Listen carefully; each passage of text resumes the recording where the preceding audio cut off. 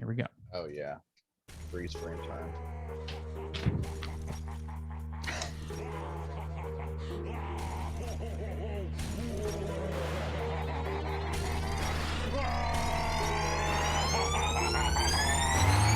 Yeah, we straight chillin', serial killing, pre-core villains on the mic, got you reeling.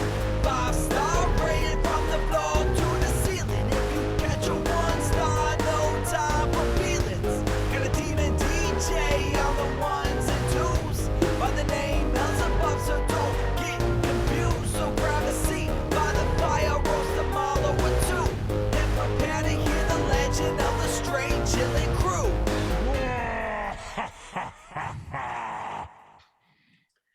What up, nerds, and welcome to another inflatable episode of Straight Chilling, the weekly horror movie review show where you chill and we kill, slice, dice, and chop up yet another horror movie.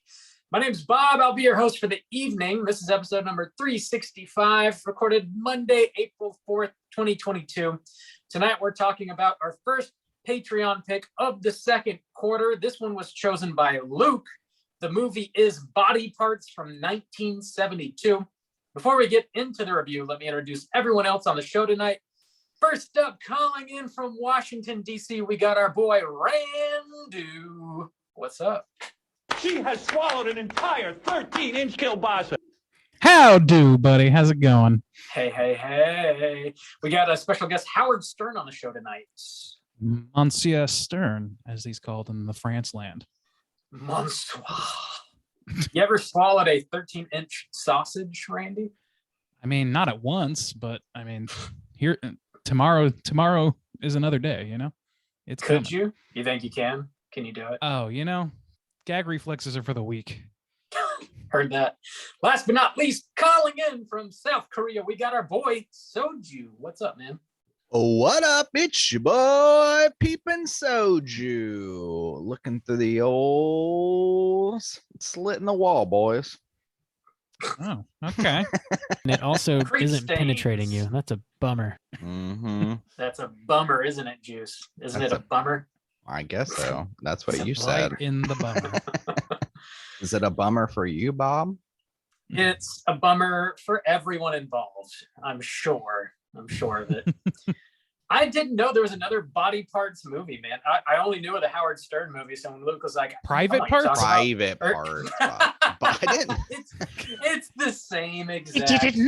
was another Body Parts movie. body Dude, speaking body of, parts. Bob just reawakened. Do you guys remember Mr. Goodbody? Yes. That dude freaked Vaguely, me yeah. the fuck out. I Yes. did not like That was his shit. job, wasn't it? Was there anything else to I it? thought I was think it was supposed just to to be frighten children. educational. I'm pretty sure that Mr. Goodbody is the source of like 95% of all creepypastas about children's programming. Yeah, I think that's where that that's all comes from. appropriate. Ooh, Bob, do you It's remember him and that? it's Max Headroom. He's and like in that's a it. he's like in a skin tight suit. He's got like a little fro kind of. He's like a white dude with a little fro, and he's wearing a skin Yep. suit that like shows his Body parts on it. insides. Oh, yeah, it's like a onesie, His like Yeah. translucent. Yeah. Are on Yeah, his privates. That's weird. That's what you reminded me of with your body parts. Hey, you're welcome. We'll be reviewing that Come, next week. children. Dang. But before we get into private parts, let's tackle some housekeeping real quick. Our April poll has closed. The official winner is Turbo Kid. Whoa, Ooh, Super 8 shit. tried to make a comeback. Yeah, it did. Oh well. So we'll be talking about Turbo Kid here in the next couple of weeks. That does mean we've got a brand new poll currently posted on our Patreon website.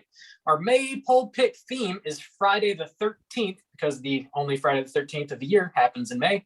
The three movies to vote between are going to be Friday the 13th. We are in fact going to Camp Blood. The three movies to vote between are Friday the 13th, Part 2, Jason X, and Freddy vs. Jason. Whoa. He's got a death curse. Bob, how are those numbers looking so far? Well, Jason X and Freddy vs. Jason are tied. Part 2 is losing. Okay, well, we all win in And this poll. I think pick. that makes sense because honestly, like the other two, like the second one is still kind of like very much in the lineage of, and the other two are weird outliers. I feel like we should Yeah. have chosen Jason Goes to Hell or something.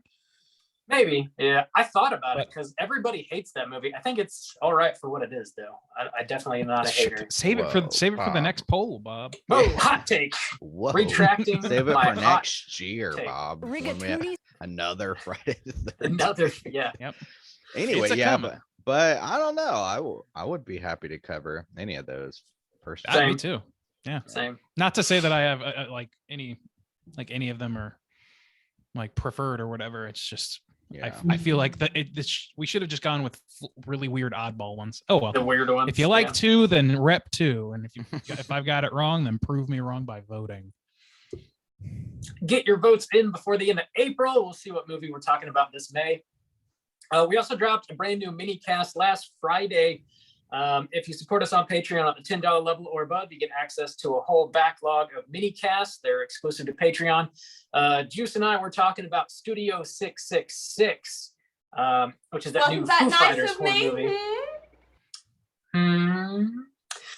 So check that out over on Patreon. Slam it into your ear holes. Also, here's another reminder. We're doing something brand new. We've never done this before. We're hosting a straight chilling meetup in Jacksonville, Florida, Friday, April 22nd at Rain Dogs, which is a bar here in town. We're meeting up at 7 o'clock. It's really just, it's essentially a meet and greet for horror nerds and people who listen to the podcast, just to sort of congregate and talk about our favorite genre. It's also going to be a swap meet. So if you guys have any memorabilia, posters, action figures, movies, whatever that you want to like trade, feel free to bring all that stuff. There it is. We'll have that's the real motivation. the right reason. there. Okay. Don't let Bob fool you. This is why this Bring me your whole freebies. thing exists. Oh yeah, you got some blues laying around. Why don't you just go ahead and bring them? I'll take that off your hands. Bobby Bob bringing eats some blues. Sammys. I mean, what's going So- on here? No, Some little no. finger sandwiches, those little baby corns. Here, taste my finger. What the Uh, fuck? Finger Sammy. No, we're not going to be feeding anybody, but it is at a bar, so you can get your drink on if you want to. We'll have movies playing on the projector. I'm going to have like a big prize pack. Going to raffle that off, and we'll have a table set up, selling like straight chilling merch and whatnot. But it's mainly just like a hangout, meet and greet, talk about horror. So mark that on your calendars. Friday, April 22nd. Rain Dogs here in Jacksonville, Florida, 7 p.m. I look forward to seeing you. Last thing I have here, speaking of raffling, we're doing another raffle that is based on the interwebs. We did one of these last month. Basically, all you got to do to enter the raffle is leave us a 5-star rating and a nice little review on iTunes. You'll be automatically entered into the raffle, and I'll put together a straight chilling prize pack and send that off to the winner. We'll draw a winner towards the end of the month. So you've got several weeks to do so. It only takes a minute to do. It's a really quick, easy way to help support the show, and it helps new listeners find us. We really do appreciate that. That's all I got. Do you guys have anything you want to mention? Anything I missed? What is none of your business? Yes. No, I don't think so. Yes. All right. Sounds like our house is clean. His house is clean. I love how Randy's so quick on the new bumps, but on the ones he's gotta play. Standard. Yeah. You know, yeah, man's got to have priorities. A rigatoni. The good news is I always get this house is clean late, and I always am Johnny on the spot for back of the box because they're back to back. They are indeed. Speaking of which, we're getting into the main event. We're talking about Private Parts from 1972, courtesy of Luke, and we're kicking it off with the back of the box. What's on the back of the box?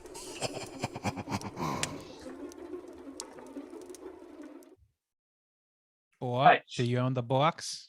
I don't have the box for this. It is on DVD though. Oh, pretty much gonna have to.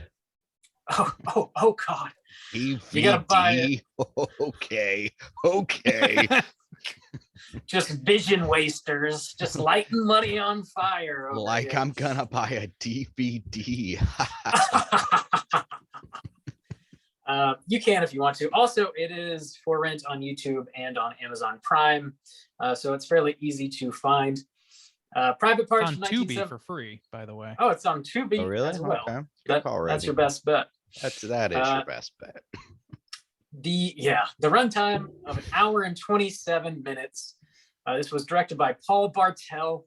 This was his feature length debut here. This was written by Philip Kearney, Les Rindlestein, Paul Bartel as well. Stars Anne Royman, Lucille Benson, John Ventantonio, and some other folks. Plot synopsis brought to you by IMDb is as follows. Young Cheryl moves into her estranged Aunt Martha's rundown King Edward Hotel. One of its offbeat residents, disturbed photographer George, takes special interest in her. Cheryl begins suspecting that a resident was murdered. Jill Mangs, have you seen this movie before? And would you recommend people check it out? Randy, kick us off. No, I had not seen this, nor had I seen the Howard Stern remake in '97. Entirely fresh on both. I still haven't seen the Stern one.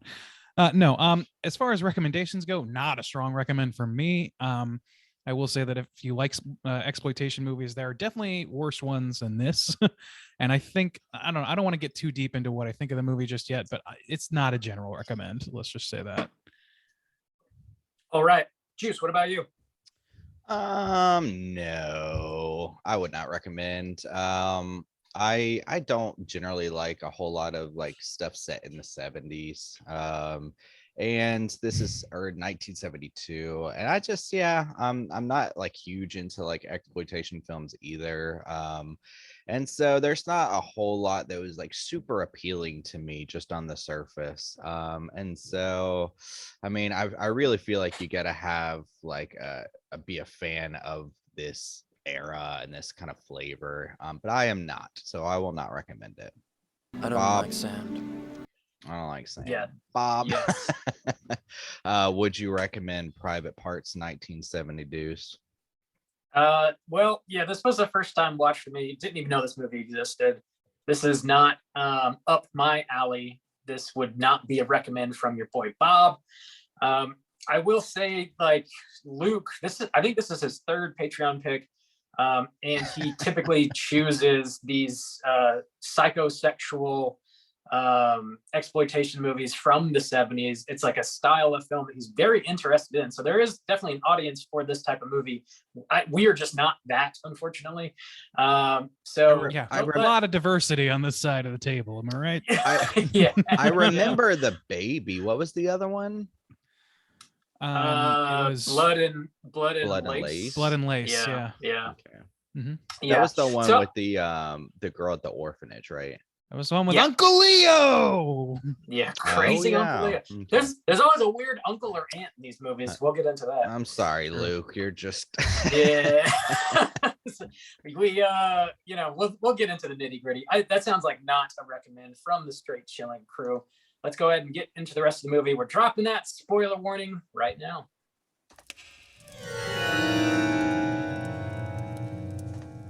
Spoiler warning.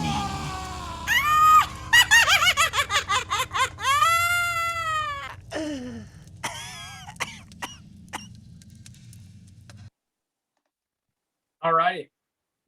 I do have the plot typed up in full. I am waiting for this plot synopsis. I need you to help kind of remind me of some things. I watched this like last week. Yeah, I will remind you. Here goes the full plot. The movie opens up with a pile of steaming man ass that allows you to stare directly into Mike's lower intestine while he makes out with Judy. You can 100% see what Mike had for dinner in this opening scene. It's very memorable. Cheryl, Judy's roommate, is peeping on them while they're making out. They see her, they pull her into the room and try and strip her naked. Cheryl then decides she's had enough of living with Judy. She packs her shit and she goes to stay in her aunt's hotel. When Cheryl and Judy moved to Los Angeles, Cheryl stole money from her parents, so she cannot return home. Her Aunt Martha does allow her to stay at her Skid Row hotel, but she urges her not to snoop around. Mike shows up at the hotel looking for Cheryl, as she's also stolen money from Judy. Mike is then decapitated by an unseen assailant and burned in the furnace. Cheryl learns that her Aunt Martha had a daughter long ago, but her aunt mysteriously says she's in God's hands now. Several of the hotel's clientele are very strange. There is a drunk, there is an old lady, seems kind of crazy. She's always asking where Alice is. There is a gay man with a BDSM Jesus kink. There is also the Aunt Martha who I'm afraid that they wouldn't approve of that at all. Maybe, maybe not. There is crazy Aunt Martha who is just absolutely obsessed with death. And finally, there is a hunky photographer who's totally normal, of course. Someone begins leaving sexy lingerie in Cheryl's room with little notes. Cheryl sneaks into the tenants' rooms to try and match the handwriting, including the apparent vacant room next to hers. And she finds there is a peephole looking into her bathroom. She suspects George, the photographer, is her secret admirer. She ends up wearing the lingerie because she is interested in his sexy ass. We later see George have relations with a water-filled plastic sex doll. He then expresses his interest in Cheryl to Aunt Martha, but she says to leave her alone so they don't hurt one another. Then her friend Judy shows up at the hotel looking for her. She's also killed by an unseen assailant. Cheryl later goes on a date with a dude named Jeff she met while getting keys copied. They go to a concert. George mentions that he knows the mysterious Alice everyone is talking about, but she vanished not too long ago. He also mentions Alice was afraid of George. Cheryl is offended by this, says at least George knows the difference between a woman and a child. We then see George listening to a cassette tape of him murdering Alice with a syringe. George bursts into his room. Jeff bursts Sorry, into yeah, George's. Jeff bursts into George's room after hearing Alice on the tape, and George knocks his ass out, leaves him in the dark room. Cheryl goes back to the hotel and lays in George's bed. George takes pictures of her and then tries to stab her with a syringe filled with his own blood. Cheryl knocks over a light, hits George on the head, kills him. Aunt Martha storms in and insists George could never rape her or anyone else, then opens his shirt, exposing breasts. Turns out George is Martha's daughter.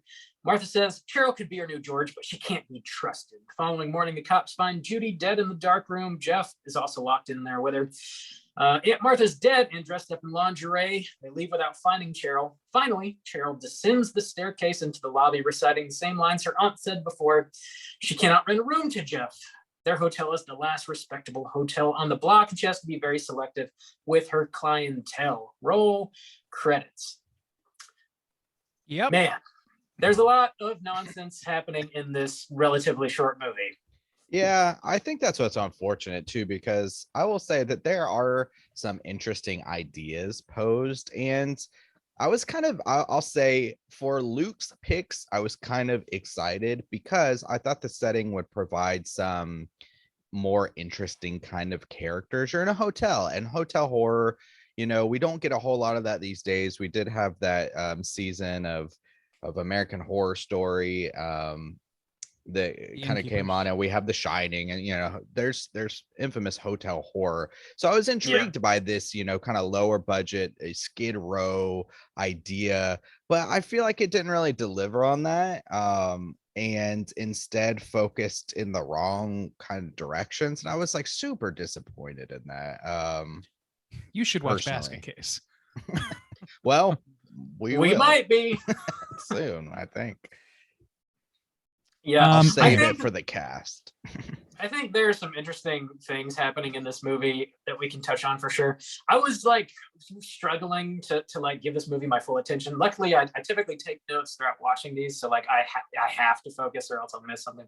But there's like when the ending happened, the thing that was most striking to me was that it's essentially the exact ending of Sleepaway Camp. Whoa, but it's just, I was gonna save that. Well, yeah, I mean, you just kind of swap the genders. That's the main difference. Well, I also, know. Well, no, I was gonna like not say Sleepaway Camp, but whatever.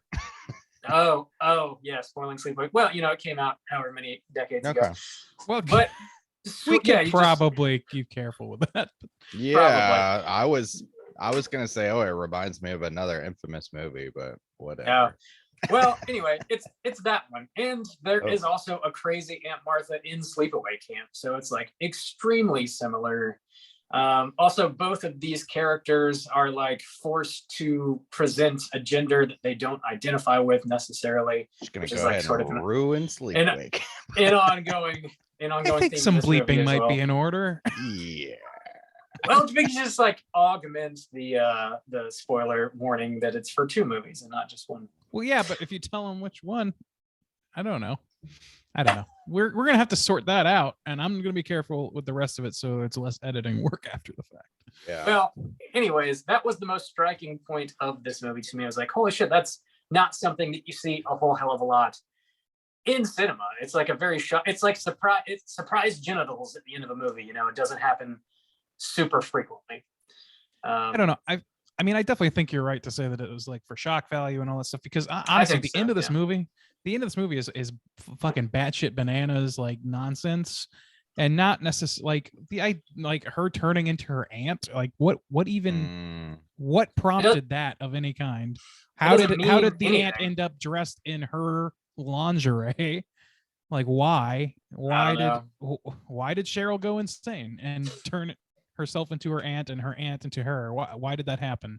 It doesn't matter. It's just shocking. And I think it's the same logic behind the gender thing, but it's like, you know, it's just like about as close as most films would ever come at this time or for a long time to transgender issues or whatever. And it's another case of like the you know, psychologically fucked up and violent gender bending person, and like, you know, it's a pretty fucked up trope as we recognize today.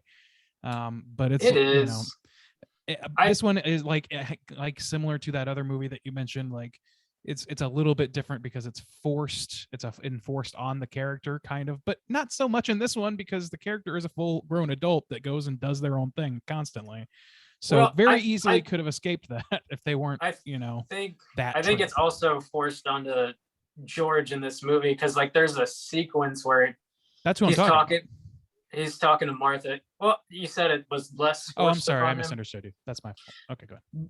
I mean, he literally tells his mom Martha like, you stole my childhood from me, you know, basically, and she like encourages him to have relations with this water-filled doll instead of seeking out a healthy relationship with like other human beings. Like Martha's whole like perspective on like female sexuality is just like fucked up to the point where like she can't handle having a daughter because like any sort of like female sexuality is like repulsive to her. It seems it's like she calls like her niece and like other women like, I can't have painted women in my hotel because fallen women. It's like yeah, she looks down upon it. I don't know. She forces her daughter to just be a male. You know, but she also doesn't have like great perspectives on men either, because like the way she's talking about her husband who's dead, and like, and also there's like this mysterious like, oh, like she was like, I didn't need him to make a daughter or whatever to make it. And I was like, what the fuck is she doing? Like, there's a lot of things in here that they hint at that are like, that might be intriguing for like a thread for a story, but I feel like a lot of it gets abandoned, especially with the way that this movie ended. I was wondering if they were trying to do something with her obsession with taking pictures of dead bodies, because she's talking about like her monologues about the soul and stuff. I thought those were interesting concepts, like, oh, are we going to explore this in some way of like, oh, your soul is, or your body is actually photograph the soul leaving the body. A prison for the soul, and things like drinking that make the body feel good actually torture the soul. And I was like, that's an interesting philosophical idea, you know? And I was like, I kind of hope, I know, but even like growing up in a church, I've never quite heard it put that kind of way of, you know, the body being a prison and it acts against the soul. Like not in that type of way. I've definitely heard, I mean, I don't know. I mean, to me, it was definitely an evangelical thing, but it was certainly heightened. Like it was but it was to me going for like the repressed, repressed or repressing evangelical ethos. And you know, I mean, it certainly was that, but yeah, I've definitely heard people in, you know, different levels of, you know, different kinds of churches that will say things not quite that obtuse about it, but pretty close. Well, I think because you know, we're trapped in this body. We when we die, we're free to I guess to be with Christ. But it felt like they took it a level even further, because even in this movie, at first she was like, the soul knows no gender, you know, it's not man or woman. And so then when she's talking, so then when it was revealed, so that's why I was like, well, this is like, an interesting direction. Like it felt more than just the typical evangelical, because she's out there trying to take pictures of spirits escaping their body. So I was like, you know, I know it's got that feel of Christianity, but it felt like different. Like I don't know. I mean, to me, it was a warped and extreme view of evangelical ethos that was also, you're right, had like these interesting other ideas like kind of in the mix that were associated with this person being kind of fucked up. But as far as like George goes, like the idea that George is like, he's certainly abused into some sort of like, you know, mental condition or whatever, but to me it's like, you know, that's, I don't know, it doesn't this is somebody our age maybe or a little bit younger, like they can walk away. And you know, I don't know, that's a whole thing. And I don't think it's as cut and dry as it is in the other movie that we brought up. So to me it's a little bit more, it's a little bit more sketchy territory, and I don't want to like sit here and ignore that fact because it is. But this movie kind of also, in differentiation from that other movie, is like, this movie is not as funny. It's like, this movie I think is trying to be funny, but it is failing at it. Whereas the other movie we're talking about is not trying to be funny. I know you disagree with me on that, Bob, but is not trying to be funny in my opinion, and is able to be funny due to its sheer the green, incompetent nature of the filmmakers making it, who are like, you know, have all this, you know, drive to do something big and crazy, but have no idea how to wield the power, really. In my opinion, that's how that movie goes. Anyway, but this one is just like a little bit. I thought there was a few funny beats in here. None of them have anything to do with like the plot, so to speak. But like the intro sequence is like so ridiculous that this couple making out in bed would like drag this woman by her feet into their bedroom and like try to strip her naked and force her to like engage with them sexually. I get like, what is happening in this opening sequence? It's like, well, okay, no, I think there was something to that when I went back, because her being, what's the main girl's name? Cheryl, weird, whatever, spelled like whatever. Cheryl.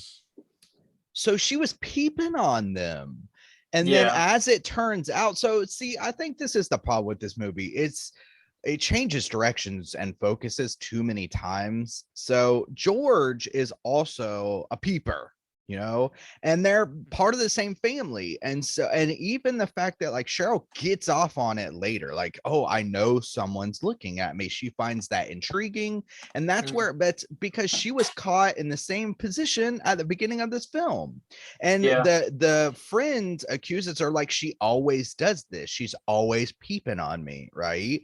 And so then Cheryl gets in this reverse situation, and it's where the situation where it should be dangerous, but she like loves it. She loves the idea that someone is peeping on her and that could be taking pictures on her. And I was like, okay, you know, that's an interesting like psychosexual kind of thing that we're dealing with, you know, where the peeper, she gets off on peeping and it's flipped around, and now she's kind of getting off on being peeped on or whatever.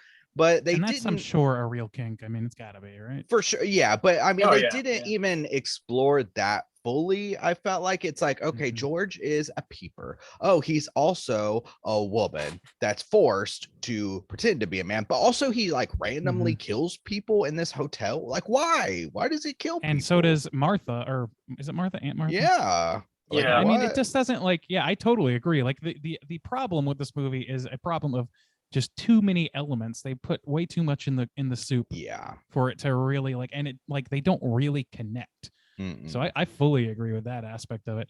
And you know, one thing about this movie is like, I guess partially or uncredited, written by Paul Bartel and directed by Paul Bartel, who I know because I have seen the movie Eating Raoul, which is probably one of, if not his best known film, besides maybe Death Race 2000. I was trying that's the to only see movie if of his. I had seen his other films, but I have not. So the thing I brought up Eating Raoul when I watched it on this podcast. I remember bringing it up because it's sort of an odd movie too, but it is very clearly a comedy. He also stars in that, and the two of them, I've definitely brought this up too. The two leads of that show in that movie, Paul Bartel's character and his wife, whose actress's name I'm forgetting. They play the Bland family, the Bland couple. That's their last name, and they show up in Chopping Mall as well. So little trivia with that. But yeah, so this is his first film, and to me, like it took me realizing who wrote this for me to kind of accept, oh, okay, so yeah, this is definitely supposed to be a comedy. It's just not landing for me. So like, because Eating Raoul is like definitely a comedy, but it has similar sensibilities where the funny things are the little side conversations that happen. The funny thing is Paul Bartel's character walking into a porn shop where the guy is just yelling in his face about lube.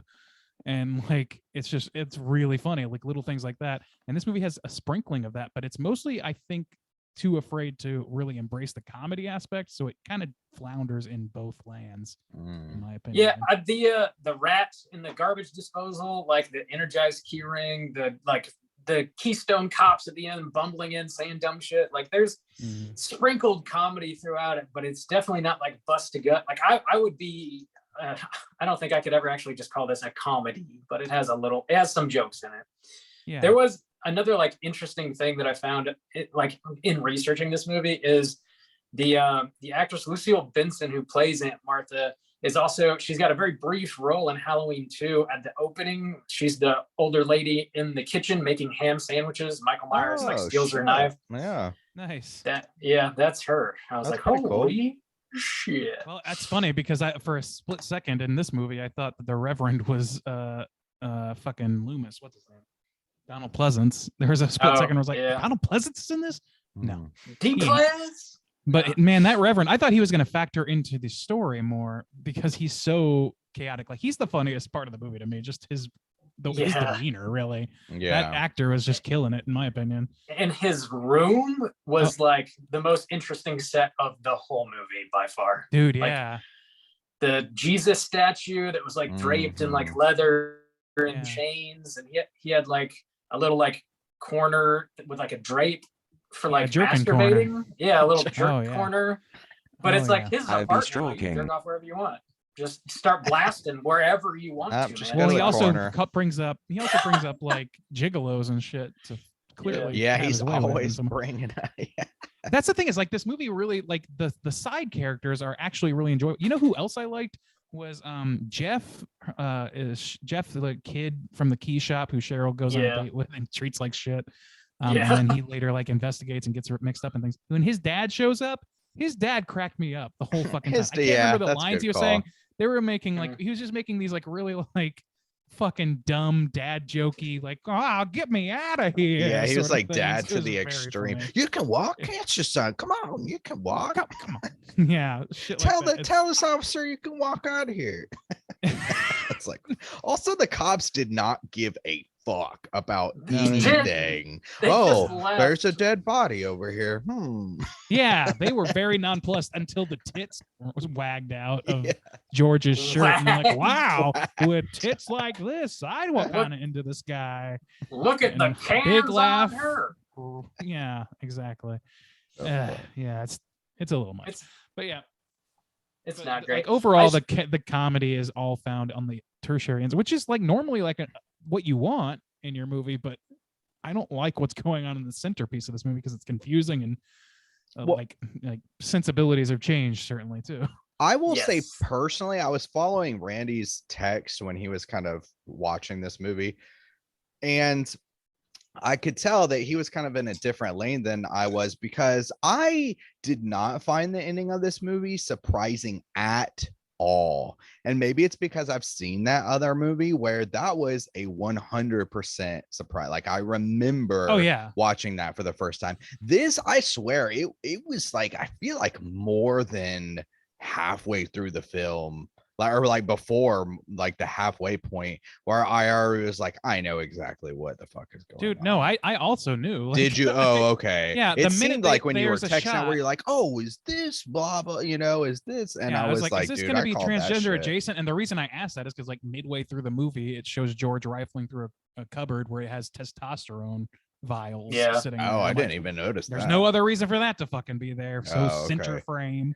I don't remember exactly. It was either him or it was Martha that were gender bending, and it's in his apartment. So I definitely had figured it out. I was just trying to figure out maybe I'm wrong, because I really didn't want to have a whole like let's have a conversation about this movie because it like goes too far off the rails. Fortunately, it was too silly kind of like to be taken seriously on that front, in my opinion. I think it was at the point of where like we find out that George is the killer, and because the mom lays it on so thick, Martha, about just women and that her daughter's missing and everything, I was like, of course this is like I was like, why else would George kill people? It was going to be something, and then the minute I saw the testosterone, I was like, that would do it. Okay, that's the most obvious thing that's going to happen. I just kind of hoping that it wasn't going to veer off the rails entirely. Well, never mind. So, I mean, that kind of, for, this to be shock value or some kind of like twist or whatever, I was like, oh, yep, I knew that. Yeah. I think they were still aiming for that. Away. But no, we like, and the other thing is like, that's a little unfair of us, like because we live in a post Shyamalan world where like we spent a lot of our movie going adolescence just expecting a twist at the end of movies because Shyamalan did their thing, and it just kind of became a thing for such a long time, and now it's just like part of the nomenclature of film at this point, and we all know it. But at that time, I feel like anything that you got on film that was kind of outside the norm was already shocking. So the idea that you would ramp up to it a little bit kind of just was part of that, rather than just like telegraphing too early. Does that make sense? I wanted to talk about this doll a little bit. Give me the doll. Give me the doll. It's like an inflatable sex doll, but it's got like a hose attachment, and you just fill it with water. And there's this like sequence where George takes a syringe of his own blood and like stabs it right into the vagina of this doll. And the blood sort of like, spills out throughout the water and like it seemingly fills it up with blood. It's like a really striking scene. It's like, it's really like weird, but also like kind of beautiful the way it looks. But like that scene, I was just like, it's like Randy's question who you are, Bob. Artfully filmed, I guess, is what I'm really trying to say. I loved it. I will agree that it was like interesting. Like it was with the way the blood disperses throughout the water, and it's in a unique kind of vessel. I'll agree that it looked interesting. It's beautiful. Like the unique visual of this movie. Yeah. And I was like thinking about that sequence a lot, because the way it just seemed like they really took their time shooting it. And like, I don't know, I was reading too much into this movie for sure. I was like, why the hell would this character do that specifically? And I was thinking it's it's almost like a representation. It's like reverse menstruation, essentially. Like it's like it almost like represents like the reversal of George's femininity, like in a way. Like, I don't know, I'm probably way reading too much into it, but that's kind of what I took away from it. I took it in a similar way of like, in the same way, if he is kept from being a woman forcefully, and then he puts his blood into this doll that he dresses up in sexy women's lingerie, and then he gets off on Cheryl wearing the same lingerie, and we think it's sexual, but it really could be a representation of like her. That's who I should be. That's how I took it. That does make sense. I had a third option. Whoa, right. To me was like, I was trying to figure it out as well, and I was like, this is fucking weird. But what's happening is he's penetrating the sex doll in the only way that a non-penis person can, and inserting his genetic material into it. Like that's what I took it as. And it's like, and to me, and that kind of factors into like what I feel like this definitely came out of, Freudian penis envy theory at the time was still pretty out there and well known, and was, I'm sure the schlock community embraced that sort of thinking in terms of like interesting philosophical ideas. So I just feel like it was that, but I think Justin, yours carries some weight. Rob, I can kind of see what you're saying, but I don't see it as strongly as Justin's point, I guess. We're all smart. Sorry. Look at us. Look at us pulling this apart. It's an onion. This movie's brilliant, turns out. There's so much going on. Well. Yeah. I Also, think that dude ruins the fucking sex doll every time he uses a sex doll. That's an true. expensive hobby. He's got a drawer full of them, I guess. I think like Cheryl's character like is interesting in one aspect specifically, I guess. She like this whole movie, she's going on and on about how she doesn't want to be seen as like a child. She wants to be seen and treated as like a woman. And I think that's why she's sort of like creeping on her roommates in the beginning, is because like I guess she's maybe never had a sexual encounter, like that's just like not happened for her yet, so she wants to so badly. But like she like snaps back at Jeff and she's like, well, George knows how to treat me like a woman, and like her aunt tries to keep her from expressing her sexuality, and like this girl is just like so damn thirsty that when George like expresses some interest, she's like, fuck me now, let's roll, buddy. Like I don't know, I think it's interesting that like she is so eager to express her womanhood, and like George's womanhood was like taken from him. There's sort of like a juxtaposition happening between those characters, and they're cousins, and they're about fuck, which is weird.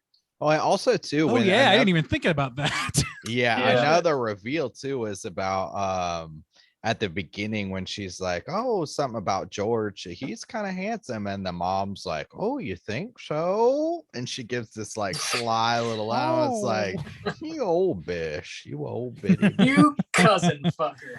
Yeah. Well, you know, I mean, damn.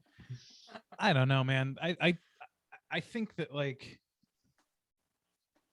you know what? I lost the thought. It's gone. Well, another thing to kind of back up my idea a little bit more is I think it holds weight that George is a photographer, and pretty much all around his room is just these pictures of femininity. Oh my god, femininity.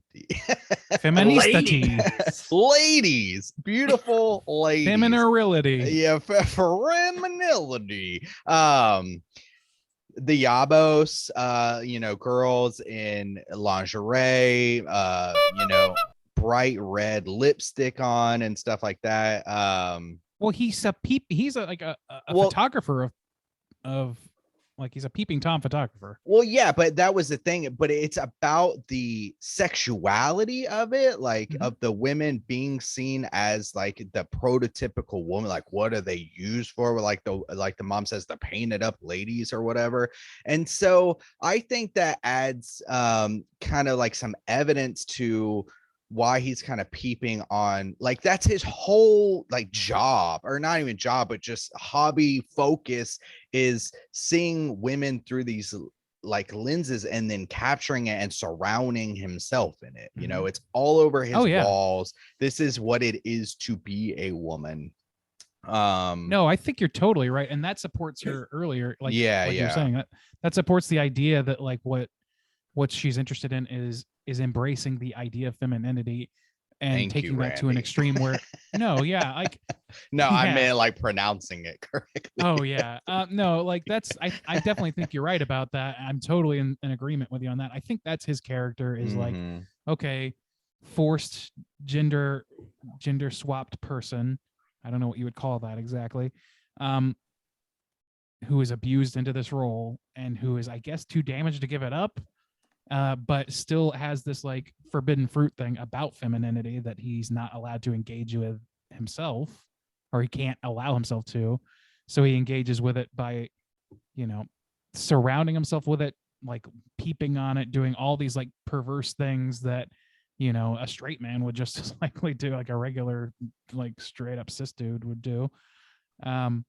We all do these things. All of us. Yeah, we all do this. Well, that's what I'm saying. It's just normal. That's just how it goes, man. 69 dudes. Yeah, but what I'm saying is that just that, like, this is how they engage with femininity, is by formatting their entire life around pursuing still imagery or even physical contact with femininity that they can't engage with themselves. Yeah, I understand that to be their role. And then alternatively, conversely, you've got Cheryl, who is purely just the naive adolescent. That's it. Like, there's not much more to her than that. Naivety is the sole descriptor I would give to her. Yeah, maybe makes sense. kinky. She kind of sucks But- too. I think that's a problem with this movie too. Is like everyone pretty much sucks. She She doesn't steals play like it from well, her in my friend. opinion. Yeah, she steals from her friend. She is a peeper. She like does not appreciate her aunt letting her live there. you know. Yeah, her Um, aunt She just like steals from her trying- aunt. She Well, definitely. kills her mouse. It's like damn. Bitch. Yeah, with no like, yeah. Well, she doesn't kill it intentionally, I yeah, guess, but that's it's true. still, Yeah. it just kind of happens. But she does not waste a second giving a shit. She does grind it up, which is heinous That and is heinous. kind of unnecessary. And To be much honest. on some Grinding. Aunt Martha does like try and save Cheryl. Like whenever George is getting like really interested, That's true. Aunt Martha's like, "Hey, you got to get on the next bus first thing tomorrow morning. You got to get the fuck out of here." And it doesn't happen, obviously. But like, so I guess Aunt Martha is like, at the end of the day, kind of looking out for Cheryl, even though she's totally fucked up. To a point, But until the- she decides, oh, you can't be trusted to be my new son, so now I Yeah, have to murder yeah, you. yeah. And like, there's this whole like, I don't know, this whole We all like, have our lines, right? Mother Bates situation there Yeah. going on too. Mother I don't- Bader. Well, Whoa. no, you know what I stop. mean. Mother of Norman Bates. I know what you mean. Exactly. I want Yeah. to make sure that was not lost. There's something going on with that, but except she's alive and she's like, I don't know, I don't know, man. It's a really weird situation where they basically have a character who functions similarly to Norman Bates and who has a mother that instilled that in him, and therefore like it caused that to be his method of living. But the mother's still alive and enforces it, like for real.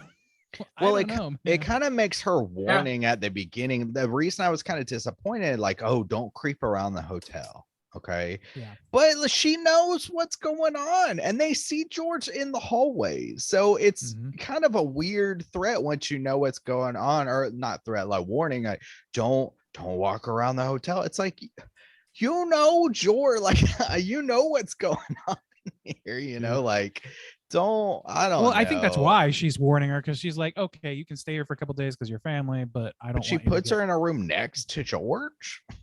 Yes, yeah, I know. Like that's the thing is like it's shit like that makes it hard to swallow some of this. Where it's like I don't understand. So and Cheryl in particular is just hard to like grasp because I don't mean to be cruel, but the actress is just not selling it at any level to me. Like I couldn't tell what she was thinking at any time. She was not able to act in such a way where I could understand what she's feeling without her having just outright saying it or just plastering on a big smile. Those are the only things that I really understood what she was thinking. So yeah, the whole time, like I was like, okay, is she interested in George or is she intimidated by him? What's going on here at first? You know, and things like that. It was hard to follow that. I don't know. And she's just, like you said, also kind of just not likable. Yeah, I would like. Yeah. And the other characters, He's like cruel the to other Jeff, and Jeff is like an age appropriate match for her and everything, like a naivety appropriate match, like a mental age appropriate match, but she's not into that because she likes the kink. Well, yeah, and if the other people in the hotel had served some kind of purpose, like against, you know, like, okay, so I would say that the preacher, he's interesting, and he at least expresses, if we're going to take this idea of, you know, George and this, you know, idea of like what it means to be a woman and things like that, you have this other character open kind of in his sexuality, even though he's painted as a weirdo, which I think is problematic in some ways, because anyone that you see in this movie who's outside the gender norm is painted as some kind of weirdo.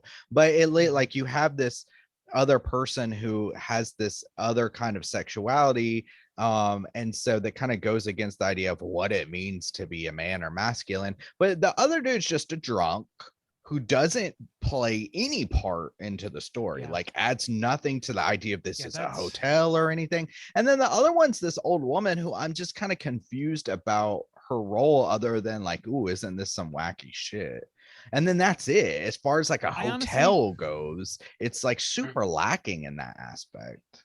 You know, I honestly think that all those characters, like whether they're entertaining or not, I think that their function within the story is supposed to be just red herrings. But the only person among them that I think even like comes close to succeeding at that is the Reverend, because he's so like almost like a mustache twiddling vampire person. Yeah. Like it's so silly the way he's a cartoonish villain type, which is He's- what makes him an obvious red herring, while He's also like the being most- really funny to watch. He's the most interesting character in this whole movie to me. Like, I want sure, a lot yeah. more scenes with him in it, because like everything he says is like actually intriguing, or at least the way he delivers the lines makes it interesting. Whereas like nobody else in this movie really has that going on necessarily.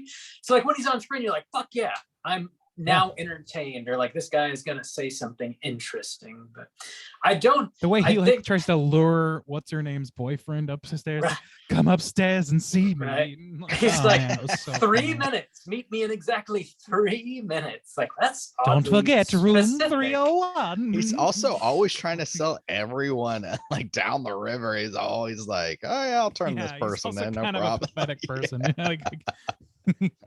Yeah, I love it. He- That's like a fun character. It's at man. least interesting. Yeah, well, he has Yeah. a character, and Yeah. it's very obvious to me anyway what they're going for with it. I don't know if more of the characters kind of reach that level of silliness, then I Yeah. feel like this movie would come off Uh-huh. automatically as a comedy and automatically have a lot more leeway in terms of some of these like finer points of the plot and shit, where it just kind of falls apart if you're looking at it as a drama of any Yeah, kind. his character is like not a father, but he is a daddy, if you will.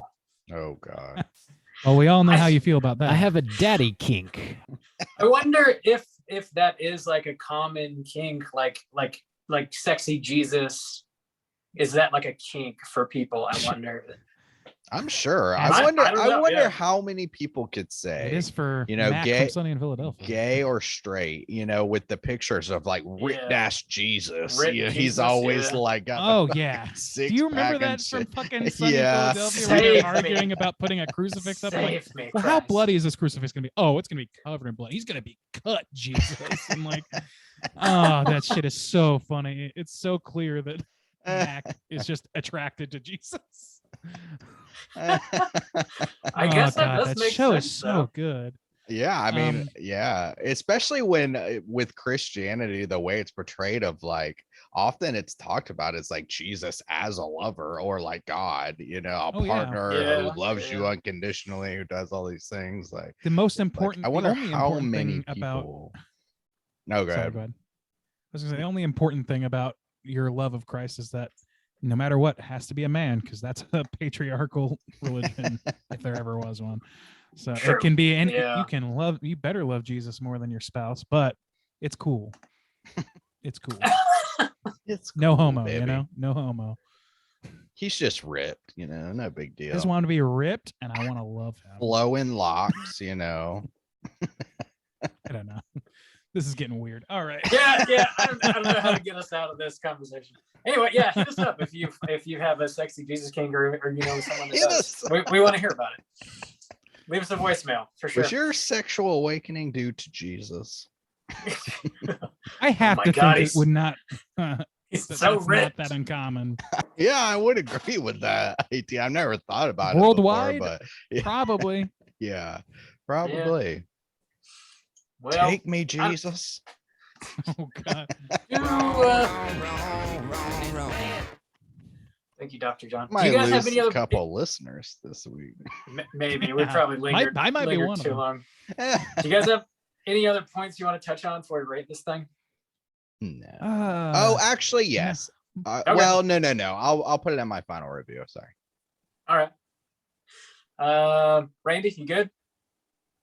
yeah, go ahead. Let's do it. Out of 5, let's go ahead and rate this thing. Juice, kick us off. How do you feel about Private Parts? So the one thing I didn't bring up, maybe I should have to kind of like counterbalance with some positives because I didn't give a whole lot of those, but I did find some.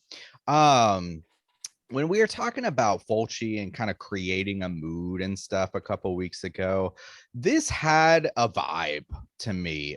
It was very much that kind of like 70s, exploitation kind of vibe, but I like the sleazy kind of music. The opening credits I loved. I really like the opening credits. those like the color choices, it just fit so well in its time. And I just felt like I'm not really big into the 70s, but I was like, at least like this represents it in a very specific kind of sound and look. And I was like, that's just kind of cool within itself. So I liked it. I thought it was kind of stylish with the colors and the music. The gore in this is like pretty dumb. When the guy gets his head cut off at the beginning, it's just very over the top cheesy and doesn't look particularly good. I did kind of just like the idea of the discussion of this woman trying to take pictures of dead bodies to see the soul leaving, and her idea of her twisted idea of, you know, the body is a prison and the soul is like something else. And I thought, here was my take on the ending, is I thought they were trying to continue that idea, even though they didn't develop it well throughout the film, in some way to say that the mom had found some way to put her soul in the girl's body, like where she was talking about the transference of like souls and stuff, and how the body is just a vessel, and that's why she had no problem making like George be a man. And I thought she had somehow found a way to put her soul, but they didn't develop that in any kind of way. And I thought that's why she was wearing her clothes and why the mom would be dressed in lingerie. But I was like, they didn't develop this at all, and I'm making huge leaps here to try to make this fit. But that was my impression, to just try to make it make sense. Let's see, I kind of agree with Bob of the doll. The water doll was an interesting visual. I don't particularly like what it represents, but just from an aesthetic view, it's like, oh, that's something that kind of makes this movie stand out in a unique kind of way. I don't like it. I fucking hate blood and seeing it like disperse so slowly and shit freak me. And a syringe, oh, shit freaks me the fuck out. Also, with Alice dying, if he's putting his blood into people, that wouldn't necessarily kill Alice. I mean, it's not chill, but like, No, I don't know the biology of that, but I'm pretty sure that if it's not like a matching blood type, Yeah, it's it's gonna gonna be coagulate and fucking kill you. yeah. Oh god. Okay, let's just okay. Eh. That's not chill. Anyways, fuck. I didn't really like this movie. It's not my style, but I mean, it, like I said, it had like some slight positives to it. I liked some of the hotel aspects. I wish they would have leaned more into it. I wish they would have picked more of like one or two lanes and really driven home some of these ideas. It felt too scattershot to me, and they didn't like really flesh out the hotel idea, in my opinion. Overall, I think I will give this movie a 1.5, and I will give half star for the Yabos this week. Whoa, quick math says the Juice is giving this a 2. Yes, 2 out of 5. Well, la-dee-da. Well, la-dee-da. Well, alrighty then. Bob, swing it over to you.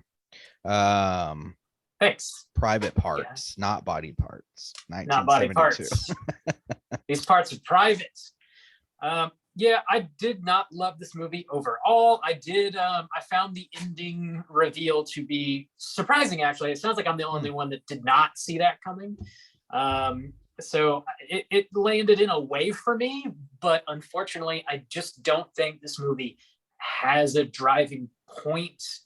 I do think this is a movie that's like showing you shocking imagery purely to shock you, not to relay any sort of like message or like stance on anything. And I also think watching a movie like that, where it's playing around with like trans characters in today's day and age, is like, we just like have a sensitivity to that, and you know, we want our filmmakers to treat that a little more sensitive than it was treated in this movie, I think. I do love that Ham Lady from Halloween 2 is Crazy Aunt Martha in this movie. Ham Lady, man, I love it. Also, the only like other really interesting character other than Aunt Martha. Aunt Martha has like some crazy like ideas, but I think that does enrich her character in a way.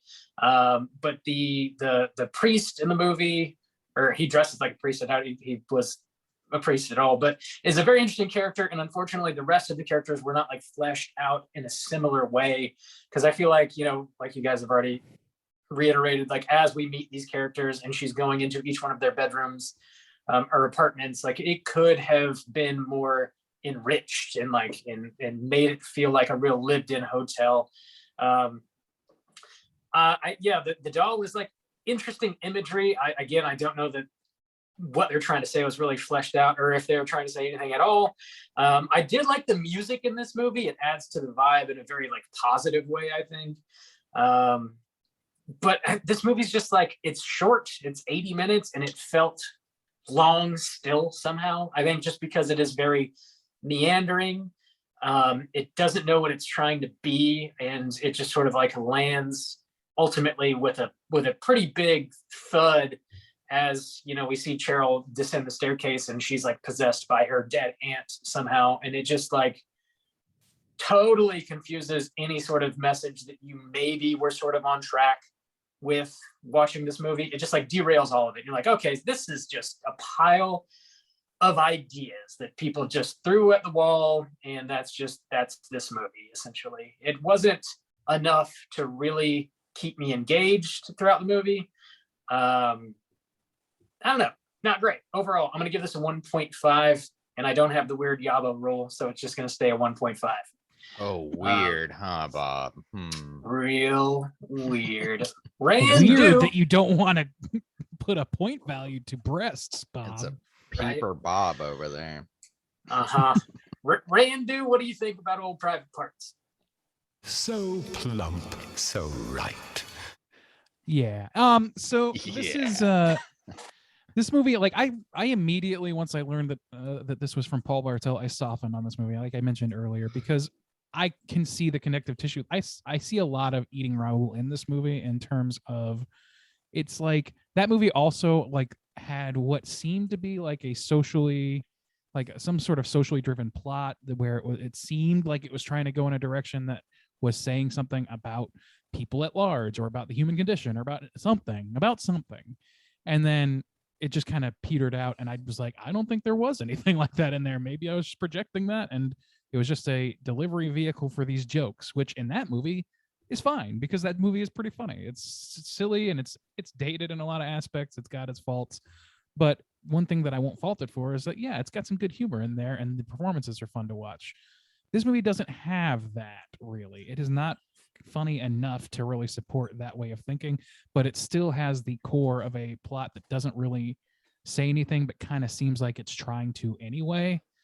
And that's just kind of a bummer, because like that plays right into what Rob, you were saying, where it was like the whole movie just kind of thinking like, so what is this movie trying to say to me? And then it just suddenly becomes apparent that, oh, nothing. It's just throwing spaghetti on the wall and seeing what sticks. Okay.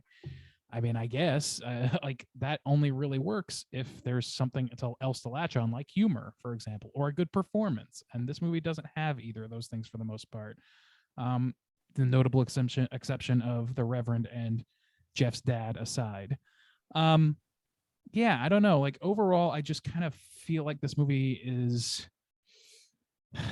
it's forgettable at best for me. Like it's not one that I'm gonna revisit. I think that the doll, like you guys said, I don't think that it was particularly shot any better than any other part of the movie, but it is a unique signifier to this movie, and I will think of that probably first visually when I think about this movie. So I give them that. I think that they try a lot of things. They really do throw a lot of spaghetti at the wall. So I mean, I don't know, for a first feature for this time period, for like the subject matter they're playing with, I can't fault it too badly. I've certainly softened on it because of like my thinking about it this way. So yeah, I think I'm going to land on a 2 overall. I don't particularly I don't like this movie really, but I can understand why somebody would in the context of Paul Bartel's career, or if you're just like a fan of schlocky 70s stuff, which it certainly is that. To me, it's not my cup of tea, and it's a lesser form of the version of Paul Bartel I've seen already. So to me, it just kind of didn't work.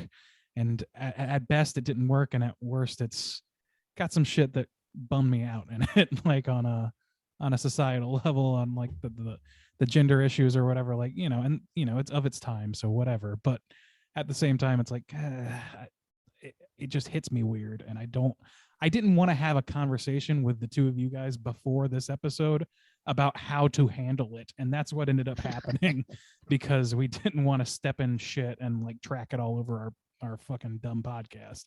Luke, So- you're giving us too much work to do. Damn it, Luke. Speaking of Luke, more shit I gotta do now. Something new that we started doing this year. If you do grab one of our Patreon picks, we encourage you guys to send us an email or a voicemail with your thoughts about the movie that you chose for us to review.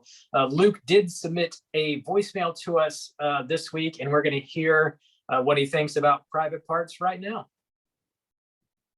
Hey guys, this is Luke. I picked this week's movie, Private Parts, and I wanted to offer a brief review. I love this movie. I think that the setting and the cast does a perfect job of projecting authenticity and making this feel like it's a real place with real, albeit eccentric people. I also think this captures a little bit of what John Waters does, which is it arrays this cast of perverse characters for us that should be offensive, but it's obviously not judging them, and it's just observing them in a open-minded way. It seems almost loving and accepting of them, even though they're doing what are obviously immoral things. And I really appreciate that. And I also appreciate that every character has so many different, seemingly contradictory motivations and personality traits that it makes them feel like real lived-in people. And yet it's also really funny. At least I think it's really funny, but maybe I have a fucked sense of humor. The only negative, I think, is that it falls apart a little bit at the end. The end seems a little rushed and out of character with the rest of the film, but I give this 4.5 stars. I hope you all enjoyed it. Later. Yeah, I definitely feel differently from Luke here. By the way, Luke, thank you for picking this, and thank you for supporting us. Thanks, man. You know, all things considered, I'm sorry that we couldn't be kinder to one of your favorite movies, but at the end of the day, I'm sure that you want us to be honest about it. And the truth is, like, to me, I didn't see the performances as generally being all that great. I didn't really feel that the performances were lived in. Cheryl, as our central character, is kind of chief among the people among those for like losing me on that in that respect. And it's kind of hard for me to, like, you know, follow this movie with any sort of, I don't know, with any investment without that character being, you know, likable enough to me or performed well enough for me to connect with them even. And even like I just can't also get on board with the idea that they're, you know, George is not, you know, a lovable misfit. They don't paint him as that. They paint him as a murdering, psychosexual, abused creep. You know, and it's not like, oh, you like him despite him doing immoral things. I don't think so. I think this movie is pretty obviously not in his corner. I love him. He's great. I mean, you can love him as a character. That's fine. Like, I know you're joking, but like, I'm you just can. kidding. Yeah. Well, that's but I'm the just thing. saying, He like, was it just doesn't hold together that argument for me. Saying like he thought that they were people being viewed in almost kind of like a loving way. I like everyone is kind of, I don't, seems kind of shitty to me. Like, and they're portrayed that way because like everyone's just like kind of weird and sucks. Like in their actions, you know, like the Martha or whatever, Aunt Martha, like she's like sucks. She's obviously like a villain in her own right. George is out there creeping and killing people. Cheryl is a thief and, you know, also creeping and is kind of like a piece of shit. Like I didn't find anything like lovable about this group the way like Luke kind of talks about it. Like, I can find something. I mean, I kind of disagree on something nitpicky on Cheryl to some extent, but I definitely disagree in terms of like, I like that the person that we've been praising this whole time is the Reverend who exemplifies what he's talking about. I think that is an absolute dead on ringer for what he's describing. I just don't see that in the other characters really. The drunk Yeah. is just nothing, barely there. Yeah.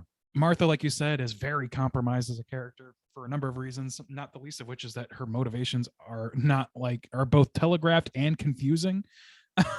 Somehow both at the same time. I don't know. And then, Cheryl to me is the one where it's like we should like this person more than that. I don't really see her. I kind of interpreted that her stealing that money as like, because she says like, no, I got us here. You owe me money. If you're gonna kick me out, then give me my money. And she took her money out of retribution. I didn't feel so badly towards her about that. The peeping is another thing that I kind of gave her the benefit of the doubt on until later on in the movie. Anyway, long story short, it's I just don't really see some of those things myself. Sorry, we don't see the same exact movie you do, Luke. Glad that you enjoy it though, and again, thanks for picking a flick for us to watch, man. We really do appreciate the support. With our ratings all combined, we do have an aggregate of a 1.8. Let's go ahead and jump to our Rotten Tomatoes segment and see what the critics and users think about Private Parts. Certified fresh to death. Sorry, Luke. All right, Going but- through like the 3 movies that you put out, I was like, which one might be the highest? Maybe Blood and Lace. Maybe. I think I might like this one best out of them, but Blood and Lace, it's kind of a toss up between those two. Yeah, But I like that I got to see these movies. I feel like it's a dark spot for us otherwise. for so. sure. Yeah. And Luke Not has his anymore. own podcast where he covers these sorts of movies. So like check that out. What do we remember what it's called? Video Said it Store in his Nightmare. voicemail, didn't he? Oh. Videos. Okay. There we go. Yeah, Um, check it out. Video Store Nightmare. All right. So here's the Rotten Tomato segment, everybody. This is the segment in which I'm going to have these gentlemen guess within the best of their abilities what the aggregate scores are for both critics and users on RottenTomatoes.com. And that's for this movie, Private Parts 1972. Now, bit of an outlier here. There is only one critic review here. So you've got the binary option. Why don't you guys just both tell me? You can guess the same one if you want. I don't think it's fair to say otherwise at this point. So why don't we start with Juice? Juice, do you think it's positive or a negative review? I'll go negative just to reflect my own self. Okay. And this cast. Reflect yourself. Express yourself. Bob, you? I mean, I'll go positive just because it's the other one. So let's do that. You're just aiming for that yeet. Or the aiming skeet. for I a don't yeet, remember who does Bob? what. Which are you aiming for the yeet, huh? Well, Juice, you're gonna get the eat or the skeet. It is a negative review, and it's from one guy on his own website. His name's EmmanuelLevy.com. Wow. And there's no snippet of his review, so I have no idea what he actually thinks. It's just negative. Whoa! He just said, I'm get assuming that there's a post on his website that just says Private Parts 1972. No, thank you. I'm gonna get that hell yeah. Oh, I'm gonna get that hell yeah. I can't believe I'm the one that got the wrap-up signal, and you guys are doing this bullshit. Okay, audience score is 1,000+ ratings. I was talking about the movie. You guys, come on. I'm gonna get that hell yeah. Why don't we start with Bob this time? What do you think the audience would give this?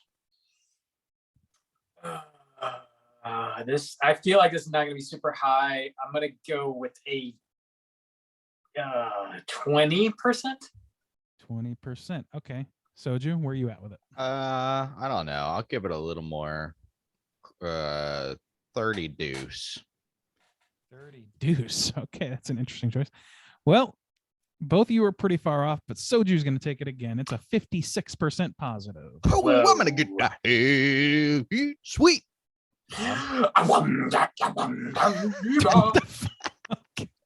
Okay.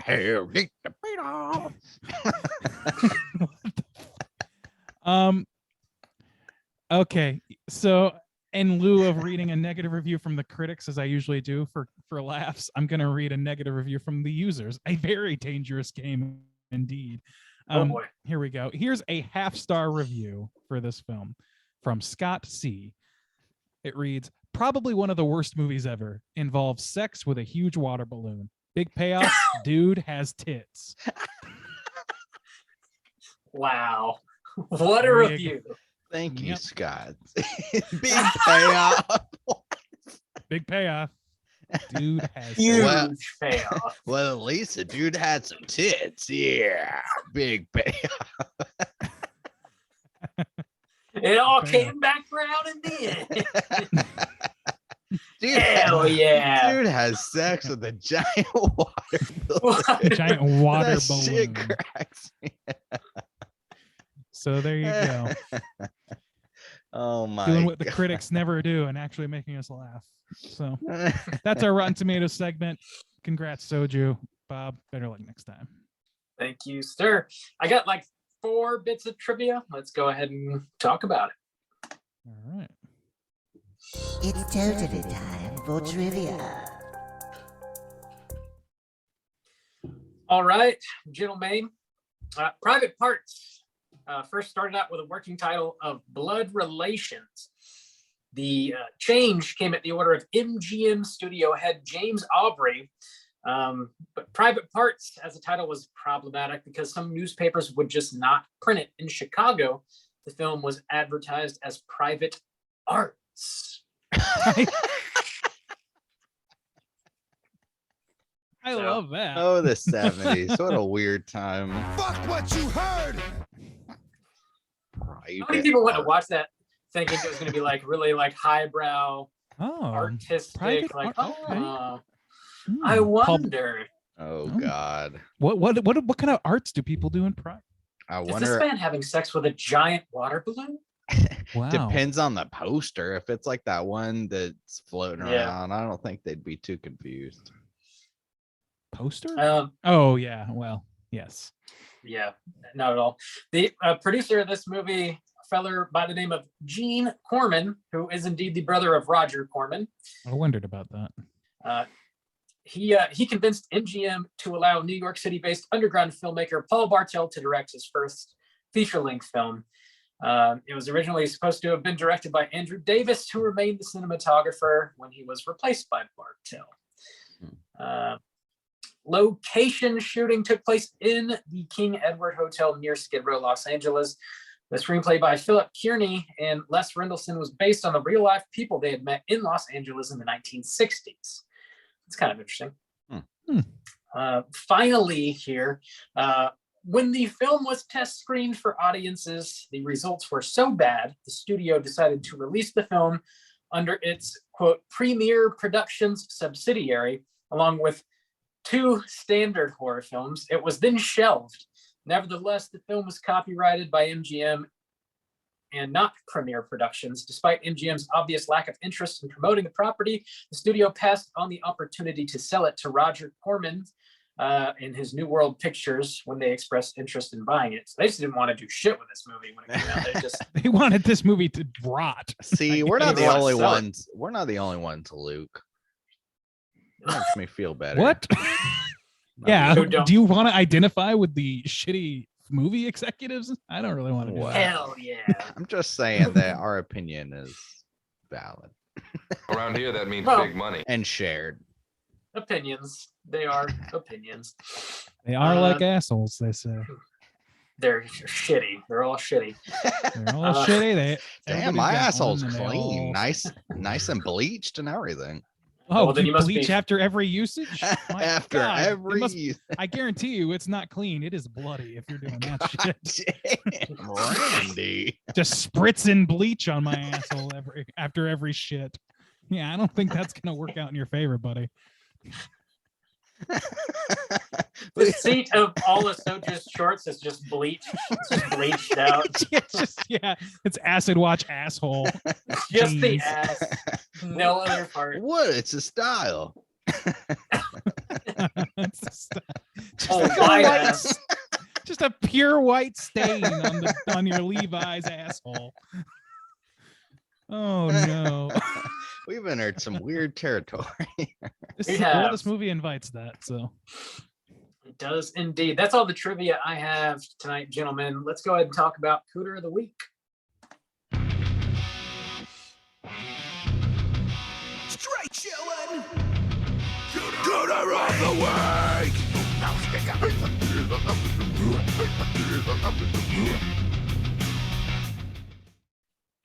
Juice. What's a cooter and why do we hunt them? Cooter is a character type and a straight shilling exclusive. Cooter must hit 3 of these 5 points to be considered a cooter, and we want the cooter with the most points. The 5 points of cooterdom are sexual deviance, manipulation, smug arrogance, overall looking attire, and overall patheticness. Boys, we might have a few cooters this week, I believe. Who should we nominate first? Maybe Martha?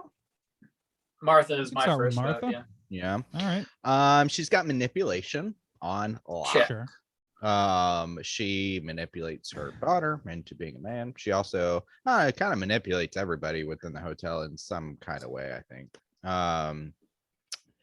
She is smug arrogance, I would say. I Yeah. think she hits, I think that's probably her well, no, manipulation is up there too. So smug arrogance, she's really high on. Can we give her looking attire for ending up in the crazy lingerie? I don't think so. I don't think she chose that. Okay. I thought she was looking pretty good, to be honest. Yeah, you would. Well, damn, baby. It's right up your alley, Bob. Call Martha up. Call Martha. Is she pathetic in any points?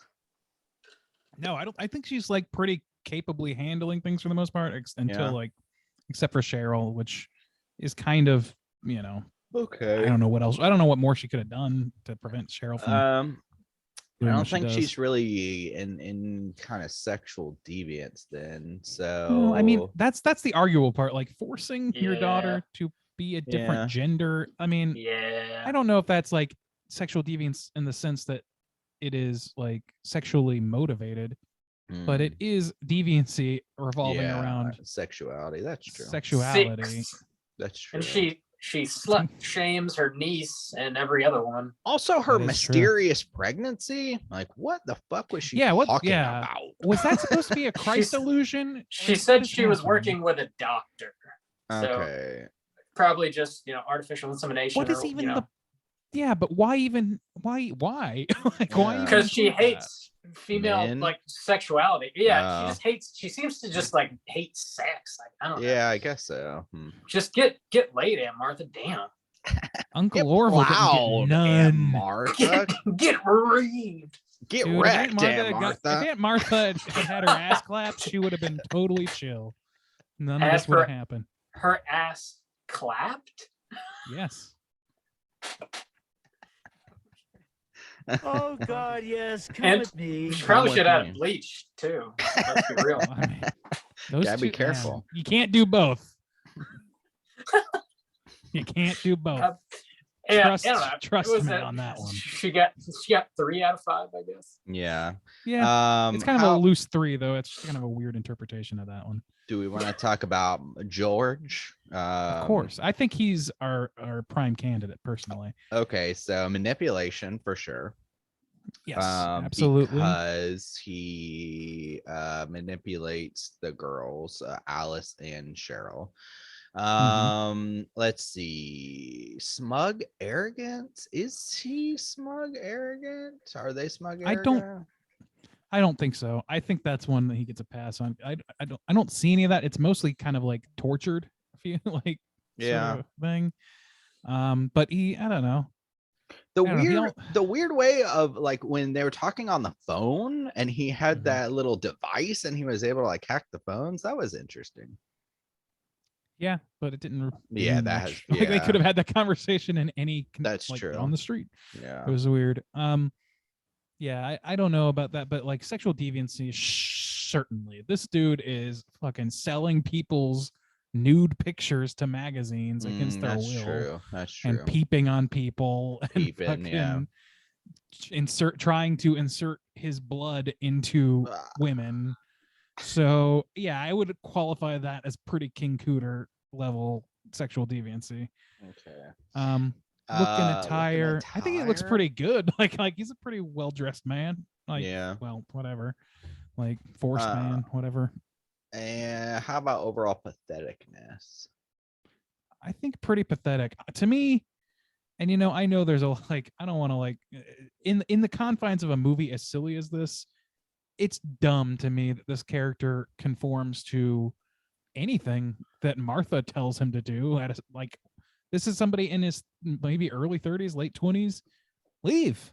Be your own person. Be your own man or woman or whatever, and just go be a photographer and stop creeping on people. You could just be a person like anybody else, but you if this was reality, I mean trauma and all that shit, I can understand, people getting fucked up. But this movie's too silly for me to support that theory, in my opinion. Yeah. Yeah. So sounds like George is gonna beat out 3? Martha. Well, I don't know. So he got 3, right? Manipulation, sexual deviancy, patheticness. Yeah, and then Martha got smug, arrogant. Well, I guess we weren't sure about sexual deviancy. Kind of, yeah. Okay, whatever. Yeah. George. What about Cheryl? Nah. Cheryl, I think she's too naive to She's be peeping. much of Sexual this stuff. deviant. She's peeping. That's true. I'll give you that She's smug, arrogant. She's parched, is what she is. She's parched. Her yelling at Jeff is a little smug, arrogant. I was pissed off by that because but that was actually one of the few moments where I actually did connect with her character. It was just kind of in a negative sense because she's very clearly being a naive child who wants to be at the big boy table or whatever, and sees Jeff as the real big. Why am I hanging out with this child? You're not an adult. I want a man and all that shit. Mine. And you're just shitting on this kid who just wanted to take you to a fucking concert. Yeah, I want my cousin, Bish. Wreck me. Wrecking cousin. That's a good sound bump from Bob. Wrecking cousin. Cousin wreckers. 6. Oh yeah. Giggling? You guys giggling? Damn, how many of those are there? You can't handle it. I can handle it. Okay, all right. Let's move this train forward. Any other cooters to speak of? I bleach my asshole talk about daily. I can handle it. Buddy, I'm surprised you can sit. He's got a bidet full of bleach. Just the super soaker hit me. Just straight uncut bleach. Gotta keep it clean. I'm so dirty. Clean me. All right. Yeah, I think we got our king George, cooter in my opinion. I think it's George. Yeah. Jorge, we got him. That does it for Cooter of the Week. Let's go and talk about what we've been watching. Hey gang, what you been watching? Randu, what have you been watching? Well, let's see. There's been a few things I'm going to prioritize here, though. I've been talking about Pam and Tommy, the Hulu show about Pamela Anderson and Tommy Lee. Unfortunately, I watched maybe more than half of it, and I was enjoying it, and then I found out that they did not actually get permission or the blessing of Pam Anderson. What? How can you do that? I thought that's illegal. I don't know. Well, I mean, it's a public story. I don't really know the legalities of it, but I know that she was not only not she was fully not on board. She's going to do her own documentary about it on Netflix, apparently. Damn. And I felt really weird about watching a show that's supposedly taking her side and is very much oh, this poor woman who whose life got exploited, blah blah blah. It is actively doing that. It just felt really fucking weird to me. I gave it up for that reason. I didn't know that until I'd already watched the whole thing. And that is a bummer to realize. Yeah, that sucks. And I was talking pretty positively about it. I thought I did enjoy it for the most part, but it sucks to find that out. If it had been sanctioned by her, I assumed it was, for the same reason that Justin, I guess you did, because it's you would assume that I would have said her, and it's also just use someone. It's also so on her side, for the whole show that I saw, that it's it's almost impossible to imagine that it would have been unsanctioned by her, because it's so loving towards her and nobody else. But there it is, and I gave it up for that reason. I rewatched True Stories, the David Byrne film. I got that on Criterion, and it is still fucking great. If you haven't seen that, it's a weird little oddball of a movie starring John Goodman, David Byrne, and a whole cast of oddball characters. Spalding Gray, who I mentioned recently. That's actually what got me wanting We're to talking watch about it the again. porno he did. Yeah, The yeah. Farmer's Daughter. You can The see his farmer's dog. daughter. If you want. Farmer's dick. Yeah, if you want. Spalding's dick. Anyway, so yeah, I rewatched that. It's a good fucking movie, but it's an odd one. So if you go into it, know that it's a Criterion, so it's like a mixed bag over there. It's not a crowd pleaser, but it's fun. And the music's great. I've been still watching The Thing About Pam. It's still good. That story takes some crazy turns. But I'm starting to get pretty over the like narrative true crime stories. Yeah. I don't know. I just feel like it's too lopsided in how it's told. Which I guess is probably true of the documentaries. Yeah. But yeah, and then there's that too. I don't know. The whole thing is kind of souring for me a little bit at this point. Maybe it's oversaturation, maybe it's other things. I don't know. Rewatch 28 Days Later, and buddy, there is no film on this earth that is more of a bummer to watch on a fucking 4K screen than 28 Days Later, which was filmed, I assume, on a Nokia next, like in between games of Snake. Like it's terrible looking. That's the digital recording is just so low pixel lo-fi. It's tough to look at, but it's still a great movie otherwise, which is why it's such a bummer. And then last but not least, certainly not least, I watched an early screening of A24's Everything Everywhere All at Once, which I raved about instantly on the Slack, and I have to rave about here. It is fucking great. If you have even a passing interest in movies like The Matrix, Lady Bird, if you like Rick and Morty at all, like the Russo brothers are involved. I believe they're producers. The directors are people that directed a fuck ton of popular music videos, including Turn Down for What, which is probably the best accurate representation of the kind of like humor and stuff involved in this show, this movie. But it's a really fucking great story. It's like some of the best editing I've seen in a long time. It's gonna blow the fuck up, and I'm guessing I could be wrong about that, but I think that people are gonna love this movie to a point where it's kind of a flashpoint for the year. I think I see it being a crowd pleaser, which is great because it's also an original property, and among other things, it has some badass fight sequences from oh fuck. Oh my God. I'm gonna have to look up the actress's name. I'm completely blanking on it. But it's got the kid who played Data is in this. He's a full-grown adult. He hasn't acted in like 20 years. Wan. I'm fucking that up horribly. He's back. He's great. Michelle Yeoh is who I'm thinking of, and who is like a very well-known kung fu actress. I didn't know much about that because I'm not big into kung fu in general, but man, she carries this movie on her back. It's fucking great. It's great. Go watch it in a theater. If you are a theater goer of any kind, this is a movie that you want to see in a theater. And if you're comfortable with the COVID situation, which I've slowly come around to be. So there you go. That's my what you've been watching spiel. Hell yeah. I'm going to go watch that this weekend. Sold. You should. I want to talk about it with somebody so bad, but I saw an early screening and nobody's fucking seen it yet. Yeah. Give me a week. Juice, what you've been watching?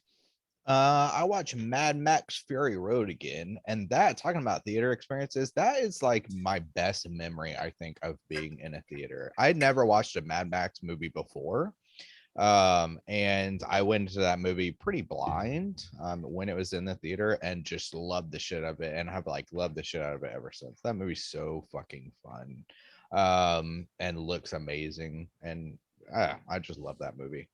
So I watched that again. I watched some movies that I had never seen before. Murder on the Orient Express is a 2017 film, and then they had another like kind of sequel or whatever, Death on the Nile, which is from this year, which is what prompted me to watch these kind of movies, or watch these movies. I watched the second one first because I didn't realize they were like tied together or whatever. But they are that's the Poirot movie, right? Yeah. So they're based on novels from like the 30s, mystery novels. The train one is, obviously been used in a lot of cultural things, the train murder mystery, who done it kind of I think that might be situation. the most well-known version of it is the 70s, like Yeah, there's a Orient 70s Express one is film. so Yeah. like kind of like that's like the thing that people I think most of those kinds of movies are drawn after. Yeah. It was so influential. So it's pretty fun because they're set in the 30s, and so they have like beautiful, or well, I don't, yeah, they're set in the 30s. They got beautiful locations. One is in Egypt on the Nile, and this, like, in both movies you're just following like these rich ass people. So they're staying in like this baller ass train, and it just looks very beautiful, and it's fun because it's kind of got this adventure-y aspect, but mostly it's about these like murder mysteries. You follow this detective who's kind of trying to catch a killer both times, and I don't know, they were fun. Not like, didn't blow my dick off or anything, but I enjoyed them. They were fun, kind of refreshing, different kind of movies for right now. I don't know what's going on in America, but Disney Plus has like a horror section, and a lot of it is from like Fox. They have like the entire X-Files on there, all X-Files, the X-Files movies. I don't know if that's happened yet in America, but in Korea they got like a bunch of baller shit. They've got the whole Alien series on there too, like Prometheus and like everything. Yeah, I think that's a rights thing, because like the streaming network has fractured so much from just being Netflix and Hulu over here or whatever to being like a dozen and a half individual things, that I'm sure the X-Files is on like Paramount Plus or some shit. I gotcha. Okay. Well, over here Disney Plus is like balling out with the horror shit. So I'm excited about like diving more into that kind of stuff. But yeah. I started The Good Place because I finished Brooklyn Nine-Nine, which a lot of people rave about The Good Place. I'm only a couple episodes in, but so far it's keep going. Yeah. Okay. Yes. If you haven't made it to the end of season 1, no, then you don't really know what the show is yet. Okay. Well, then I'll keep going, because a lot of people rave about it, and I need a new show. It's a great show. Brooklyn Nine-Nine. Okay. But it is like it's also a silly show, so it kind of like it has to bake. Yeah. Okay. All right. So that's about all I've been watching. Bo Bear, what you been watching? Man, I watched a lot of stuff this past week. I've been working through the Final Destination movies. Okay. I saw the first 4. I'm a sour boy. I am indeed a sour boy. There's a 6th one in production. I don't know if that's coming out this year or not, but the first one held up pretty good. It's the one that I've seen the most, with Devon Sawa. Part 2 was like a lot worse than I recall it being. For whatever reason, I thought like 1 and 2 were pretty comparable. But like the kills in part 2 were like all CG and just like very throwaway, like kind of nonsense. They didn't really put much love into it. Part 3 was like substantially better than part 2. Actually, it's got the roller coaster like sequence at the very beginning. Mary Elizabeth Winstead is sort of the lead in that one. She carries it pretty well. The kills are like pretty fucking interesting, and it seems like they took some more care. And then 4 is like just not worth your time. Like they just shat that one out real quick and dirty. Didn't even take the time to bleach their assholes. So the evens are bad, huh? Yeah. Watch the odds. Is there which one is the one with the roller coaster? Is that 3 or 4? That's 3. That's 3. Yeah. I'm 4 pretty sure I saw it. It starts off with the NASCAR, like the race car track or whatever.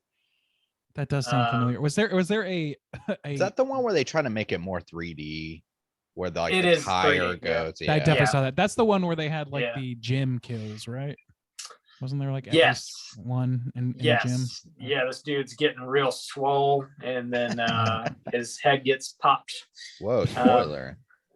I don't know why that's the thing I remember about that movie, but that is. He was very sensual, Randy.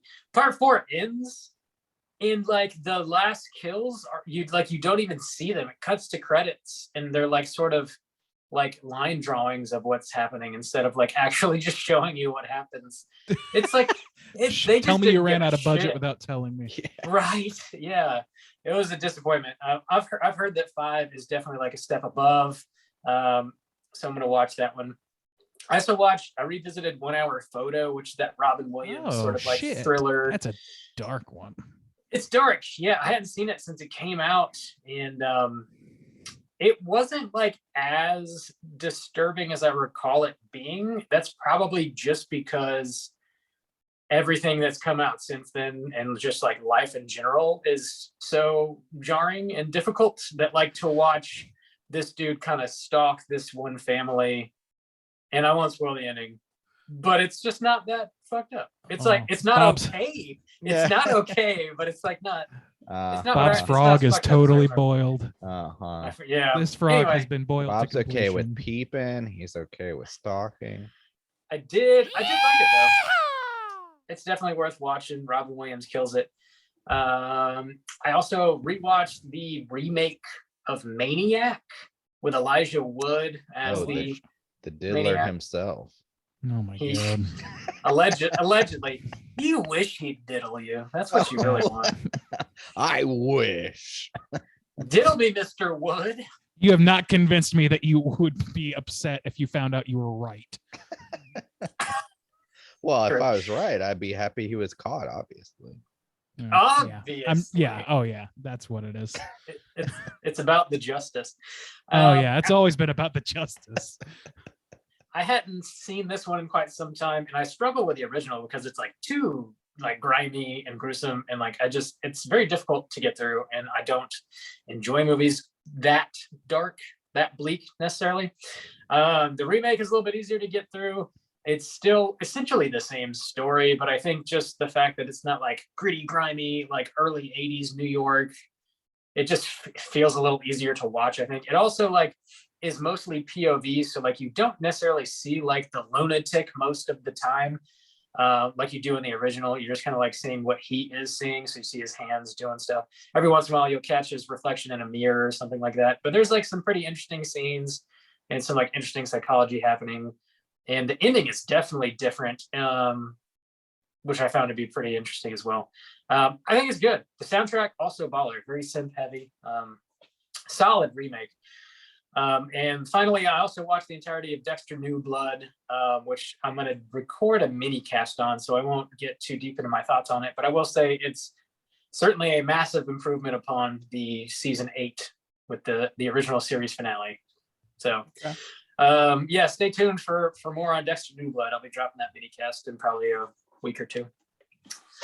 That's what I've been watching, gentlemen. We got one more segment to get to. That is, of course, our Hotline Screens. Hotline Screens.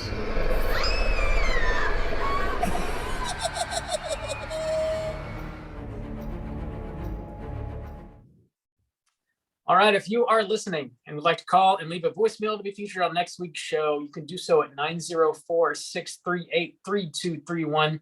We got 2 voicemails, and we also got an email we got to read. First voicemail we're going to hear from our boy Brandon. Let's hear what Brandon has to say.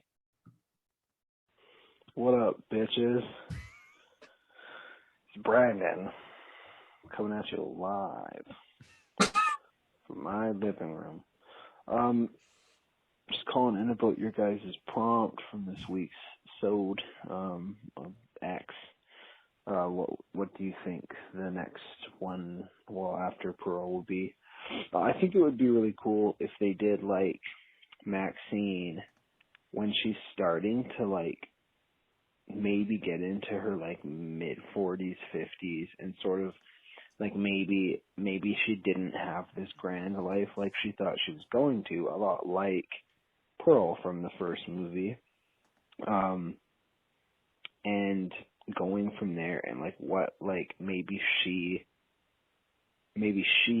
like becomes sort of like fucked up and like trying to do anything she can to have that X factor, to have that to not lose that like spunk, right? I think that would be really cool. And then like obviously it'd be like murders and yappos and all that shit. So bonus. But yeah, I just thought that would be slick. Anyways, keep doing you guys. I haven't called in a while, so just figured I'd call in for this one since I really enjoyed X. So later, bitches. Sober Boy, as a double judge. Hell yeah. Hell yeah. I think that's a pretty fun concept. Yeah. For how the series could go. That the X series, are we calling it that? Like, I don't know. Triple X? Triple Oh. X, State of the Union. Do you guys think it'll get confusing if Mia Goth is playing different characters? Like, because she's supposed to be Pearl, but obviously she's going to do it without the makeup. Depending on what they do with the third one, do you think it'll get confusing at all? Nah, It just doesn't seem like it. I mean, if Okay. if for no other reason, then at least these first two have such different visual looks to them Yeah. that I feel like it's going to be tough to at least visually concoct them together in your Yeah. brain. But I don't know, maybe. We'll see. Yeah, I like that idea, Brandon. Though sober or not, it's a solid plan. Yeah, I guess we'll find out what happens in Pearl probably later this year. Hopefully we'll get that round out that trilogy. Damn. How interesting would it be if that winds up on both of those movies wind up on the top 10s for the year? Dude, probably. That'd be Possible. fucking crazy. Yeah. That is Yes. possible. Just below Halloween Ends, no doubt. And that Well, new, Halloween Ends is number 1 through 9. So and that new movie about the shell from A24. Apparently. Marcel the Shell. Yeah. Yeah. That, do you know what that's about? Like, are you familiar with that? I really don't. I was asking Bob earlier if he knew. What is it?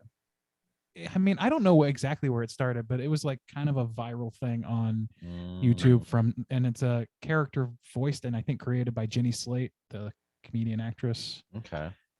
And it's just like really silly shit. I don't remember much about it, but it's an offshoot of something that exists using a pretty well-known like viral character and pretty well-known actress. So I'm interested to see it actually. Cool. Anyway, just want to point that out. Thanks for calling, Brandon. Always good to hear from you, dude. Next up, we're going to hear from our mystery caller. Let's hear what she has to say. What up, mother lovers?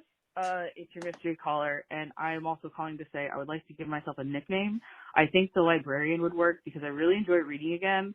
Not to brag, but I've read like 40 books this year. Yeah. And my mother refuses to listen to my book recommendations because I told her about Tender as the Flesh, which I think I mentioned, but it's about animal meat becoming toxic to humans, so society starts breeding humans for food.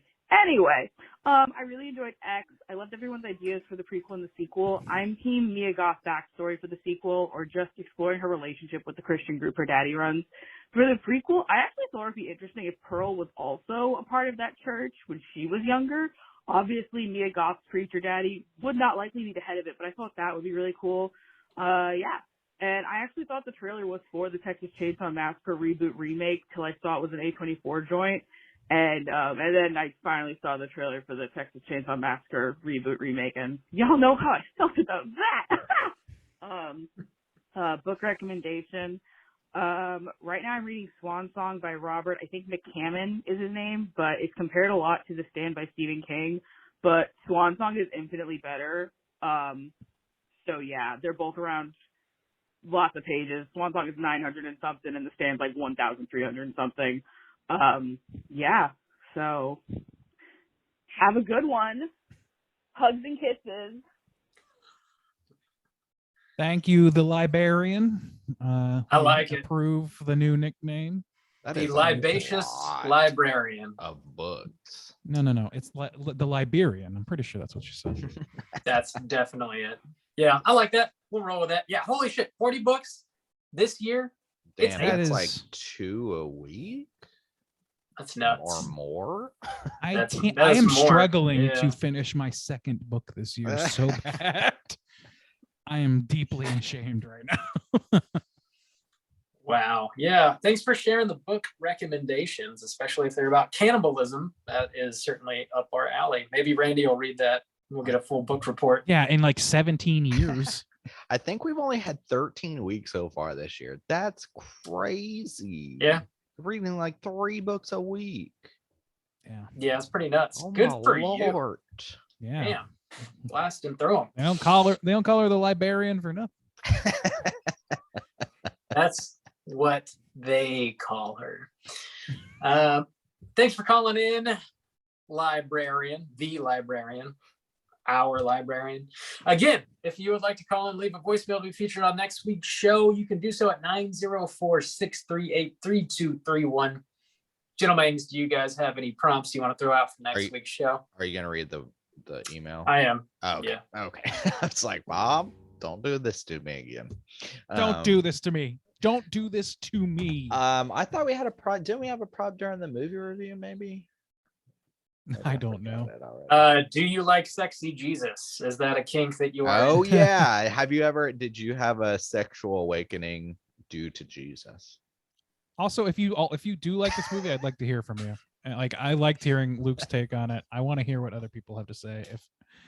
If you are a fan of this or a fan of Paul Bartolo or whatever, hit us up. Let us know how wrong we are. Yeah. Correct us. Or just share your also, opinions. how often do you bleach your asshole? Daily? Hourly? Is it 3, 4, 5 times an hour? What are we talking here? Do you just sit in a bucket of bleach?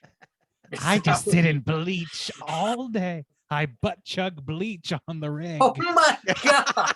I don't think that's good. No COVID for me.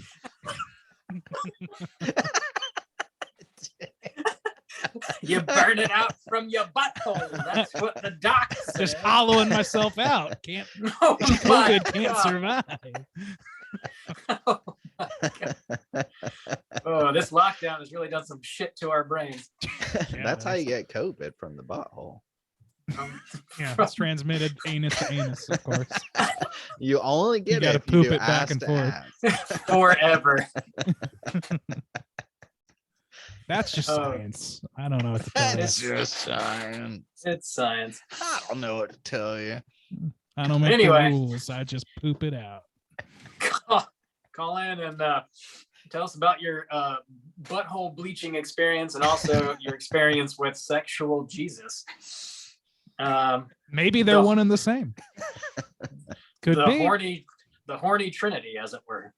God damn. But I have a daddy kink. we do have an crossed the email. line. Heavenly Father Yes, King. just then. That's when the line was crossed. Not an hour ago. We do have an email to read. This is from our boy Tom Panditch. He wanted to weigh in about the Beyond. He had some more thoughts about it. He goes on to say, okay, so I figure I should give a little bit more detail on why I love The Beyond. I agree the acting is very wooden and the story is pure nonsense. There are a lot of flaws to be pointed out in this one. The one thing about The Beyond that does better than a lot of other films is establishing a mood. I think that mood is what is most important in a horror film for me personally. My favorite films like Suspiria, Videodrome, Phantasm, all establish bizarre moods and tones. Beyond, for me personally, is like few things I've seen. The iconic shots and effects have stayed with me for years. A film can be lacking in the core elements of storytelling and presentation if it makes an impact for me. I care more about the raw emotion horror inspires in me, opposed to telling a coherent story. That's not to say I don't appreciate a good story or can tell a bad movie from a good one. It's just that many of my favorite films all seem to keep style as primary strength of those films. I get why Soju doesn't care for this, and this is not a normal way of looking at movies. The Beyond just clicks for me as a tone piece, as do several Italian films, because of the overdubbing. An Italian film from the 70s or 80s takes on a very dreamlike quality, which is my favorite thing. I can recognize something like Shocking Dark as a piece of shit, but I feel like it's an interesting piece of shit. You can accuse Italian films of being cheap, moronic, poorly acted, and generally terrible, but I feel like boring isn't something you can hurl at them. Thanks, Tom. Oof. Well, Tom, I mean, I respect that opinion, certainly, and I tend to agree. Like, I agree about all those other movies you talk about establishing a good tone. I didn't feel that with The Beyond, and I definitely do see it as boring. I think that movie is pretty dull. That's what's crazy to me, to say like what I really care, like all those other, like Videodrome, like all the other ones you mentioned, I could be like, yeah, that has a mood. It's Yeah. crazy to me that several people call and be like, I really care about mood, and the Beyond really hits it, because it's like, to me, saying like, I really care about rich taste, and so I love this bowl of plain rice. It's like, what? Like, what do you what mood are you like? I don't get it. Like, I'm just not seeing. He says where it's the dreamlike. mood I just don't. is. I can understand to some extent the idea that it's dreamlike, but I didn't feel it that way, and it's not the kind of dream that like dreamlike feeling that leaves me motivated to keep watching or keep participating in it the way that like Videodrome is. Like that. Yeah. That's a dreamlike movie that I fucking love. Phantasm too. Like that's great. Yeah. For the same reason, but like I just don't see it. It's too inept in so many categories, and also just doesn't like land as emotionally resonant in really any way for me. But you know, teach their own. I like the Italians have failed me a few times from that era. Maybe that's just not the particular kind of dream I like. So Yeah, it's like it's more like I mentioned already, like hell spilling over into the world, and that's why like normal things are not happening, like normal rules don't apply. I don't really see it as being like super dreamlike necessarily. It's like nightmarish, maybe like nightmare logic, I guess, but not necessarily dreamlike. I don't know. I kind of see the angle that Tom's coming at from here, but like it's not one of my favorite movies, but I do dig it overall. And I will say, like, I didn't love it the first time I watched it. I'd seen it a few times, and it sort of like grew on me over time. So, like, it wasn't like an immediate enjoyment necessarily, because I didn't know what I was getting into. I was expecting a normal narrative, and it kind of is that, more so than a lot of Italian movies. But it's bizarre choices across the board. But I think I've come to really appreciate most of those choices. Thanks, Tom. Thanks for clarifying. Also glad that you dig on the Beyond, man. That is all we got this week here at Straight Chilling. We're going to be back next week with a brand new show, as always. We're going to be talking about the winner of the April poll pick, which was Turbo Kid from 2015. So make sure to slam Turbo Kid into your eyeballs. Get ready for next week's show. Until then, please rate, review, and subscribe to us on iTunes. You can follow us on Twitter at STR8_chilling, on Instagram at Straight Chilling Podcast. You can send us an email through our website, straightchillingpodcast.com. If you want to join in on our daily Slack channel conversations, just hit us up on one of those social media outlets. I'll send you a link so you can do so. Until next week, as always, all you mother truckers, please keep chilling. She has swallowed an entire 13-inch kielbasa.